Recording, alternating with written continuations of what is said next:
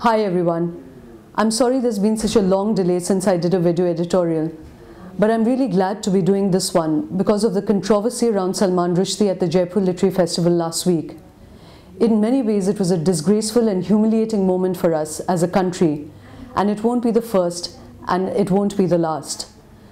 In fact, since the Jaipur Festival, there have been two more cases, one as recently as yesterday, when an artist was lynched by a mob, angry with him for showing nude paintings at a gallery in Noida.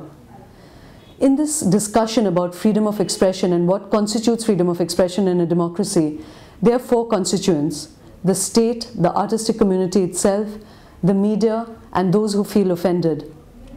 Very quickly, to run over what happened with Rushdie. Clearly, it was electoral politics. The Congress and governments across the state played the worst kind of cynical politics over his arrival at the festival, and the fact that the government capitulated is something that cannot be condemned in stronger terms than it already has been. We must also remind ourselves that the Muslim clergy does not speak for the Muslim community. Like the Hindu right wing, like the lumpen elements of the Shiv Sena or the Bajrang Dal or Christian fundamentalists elsewhere in the world, the Muslim clergy is just the thinnest voice of its own community. By no means are they representative. So the fact that a large and a tolerant and a plural society is held to ransom each time by the puniest voice amongst us is something that we must increasingly speak up against and stand more strongly against. Having said that, there are more complicated nuances to this debate. In a democracy, even as we stand up and fight for individual liberties, because those are the values on which the society was formed, on which this nation was formed, in a democracy, there is also space and must be space for cultural conservatives. We cannot advocate a society that is purely a sort of supermarket of bland liberal values where everything goes, where there are absolutely no pieties or absolutely no emotional minefields. In a strange way, art itself arises out of the creative tension between settled belief and individual liberty. So it cannot be our case that there should be no culturally conservative voice. The question is, how do people express their sense of being offended? How do people express hurt sentiments in a mature democracy? Clearly, it cannot be through violence. It would have been much better if either Salman Rushdie or the Muslim clergy had invited each other to an intellectual debate rather than to this threat of violence. The most ironic part of the entire Rushdie controversy is that it is a fight over thin air. Those of us who defend him and those of the Muslim community who are offended, nobody has read the book because it was banned even before there could be an informed discussion about it. In many ways, this is a form of intellectual delinquency. Are we to become a country that will eternally squabble over things that we know nothing about, over which we have no informed debate at all? I would challenge the Muslim clergy with this. Perhaps there would have been a wider community that would have felt offended on their behalf if we had been allowed to read Salman Rushdie and come to our own conclusion. Because the point is that there are cultural sensitivities in every society. It is not that in India, people are not sensitive to that. It is not that writers and artists don't understand the ephemeral boundaries of what is okay and not okay. But that has to remain an ephemeral boundary. It cannot be legislated and it cannot be thrust down anybody's throat under the guise of violence. This brings us back to the state. In all of this, the clearest function is of the state. It cannot be the state's argument that it will hide behind the smokescreen of law and order every time there is a challenge to freedom of expression. They have capitulated each time, whether on Professor James Lane, Taslima Nasreen, Habib Tanveer, M.F. Hussain, Rohinton Misri, A.K. Ramanujan. The list is long and shameful, and each time the government capitulates, saying that if they don't, there will be a law and order situation. Well, here's the blueprint of what the state should do. They should allow those who feel offended to protest, to express their protest, but they must insist that there will be no circumscribing of artistic freedom. They must throw a security cover around any exhibition, any film, or any writer or artist, and ensure that their liberties are sustained and protected. Why is it that the state gets away each time? And that, I think, is the nub of this debate. We are constitutionally, our freedom of expression is constitutionally enshrined, but 19(2) of the Constitution also circumscribes that freedom under words like morality, decency, threat to law and order, and incitement to violence. I think this entire Rushdie Flashpoint would have been worth it if we can hone in and zero in our discussion on these words.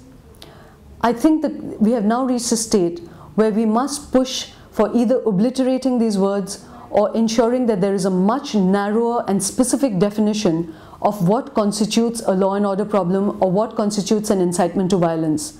Morality and decency, I think, are very ambiguous terms which should have no place in the Constitution. Kapil Sibal recently defended his move to censor the internet under the guise of words like cultural standards, cultural ethos, and sentiment. In a country as plural like India, there can be no cultural standard. There can be no cultural ethos. Our very definition is plurality. We are a society where tribal groups see absolutely no problem with their women folk walking naked or covered with just a sheet, a sari with no blouse. There are communities where it is perfectly kosher for young girls to wear ghungats. It is perfectly kosher for others to wear veils or to wear a burqa or to wear a bikini or a spaghetti strap. And that is only discussing the domain of the women's body. It is a community where there has been, it is a country where there has been healthy traditions of dissent within religious frameworks, whether it is Hinduism, whether it's Christianity, whether it's Islam itself. There have been dissenting movements. So what can possibly constitute a cultural standard in a country like ours? So it is time to move those words like morality and decency. We must live by an idea of constitutional morality, which is first and foremost the idea of plurality and individual liberty. So the threat of violence has to be removed from this discussion about freedom of expression. There has to be a much more culturally active and creative debate about what constitutes sensitivity in a country like ours. But as I said earlier, none of that should be legislated and none of that should be circumscribed by violence. If we can continue this campaign and push towards, in a sustained way, push towards a state where we can be more clear about what constitutes liberty and artistic liberty, then the Rushdie Flashpoint would have been worth it. I just want to mention a few things about the pursuit of art itself. The pursuit of art is to question the boundaries of belief, to question the way we see ourselves as a community, as a country, and this involves political dissent as well. So far, we have just been talking about religious dissent. We are increasingly becoming a country where even the middle class is uncomfortable with political dissent.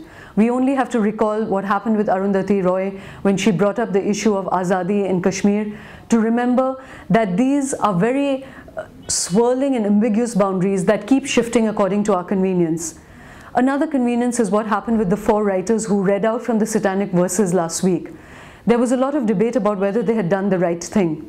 I admit to being fairly confused about whether they did the right thing. If we want the Muslim right wing or the Hindutva right wing to protest within the law, then we must protest within the law ourselves. We cannot claim that our righteousness is greater than their righteousness and so we are entitled to breaking the law, because then that is a recipe for anarchy. Having said that, I still believe that laws are man-made and can be questioned and can be flouted, but I do believe that the writers should have done that on their own platform and not involve the organizers of the festival, not jeopardized others, because if they have had a moral moment, they cannot posit it on others. They should stand their ground and we would very likely join them with informed consent. So these are, as I said, these are shifting boundaries of who is more righteous than the other. The focus has to be that artistic freedom must be protected and it must be protected by the law, and so this debate has to pull back to looking at the law itself, to looking at the Constitution itself. While we're discussing censorship and its most obvious forms, it's important to remember that there is a more insidious and perhaps that is why more dangerous phenomenon underway. In a country like India, there is a great need for genuine subversive writing or cinema, dance and art. art that genuinely questions notions of God, society, family, caste, power, class, language, all the parameters that narrow us down as individuals. But in many ways, that genuinely subversive art, and when I say art, I include all its forms, is not happening in India because artists of every hue are answering to the mercantile demands of the marketplace, the lowest common denominator of what is acceptable and popular. And in that sense, that self-censorship is more dangerous than these flashpoints. Finally, there is a small but possibly unpopular point that I do need to make. Salman Rushdie has been, and justifiably, the hero of one of the biggest censorship debates in the last few decades. But disappointingly, in many ways he himself displays the same illiberal values, which is intolerance of dissent or criticism, that those who feel offended by him display. Salman Rushdie refuses to speak to or be interviewed by anybody that has ever criticized his writing, even if these reviewers are those that have stood up for his rights to say what he pleases and have defended him in the censorship debate. Perhaps his is less harmful than asking for someone's head to be cut off or for asking for the ban of a book or a film. But at its heart, it shows the same illiberal intolerance of dissent and intellectual debate that is what is really narrowing us down as a civilization. If reviewers are too scared to review Rushdie without fear of his displeasure or fear of him removing his patronage, then it is the same form of self-censorship that I was talking earlier. So the hero of this debate to be displaying these same traits is a huge disappointment. And it is also a wake-up call for us all to introspect, even as we fight collectively, fight for the freedoms that are enshrined in the idea of us as a country. Thanks for listening in.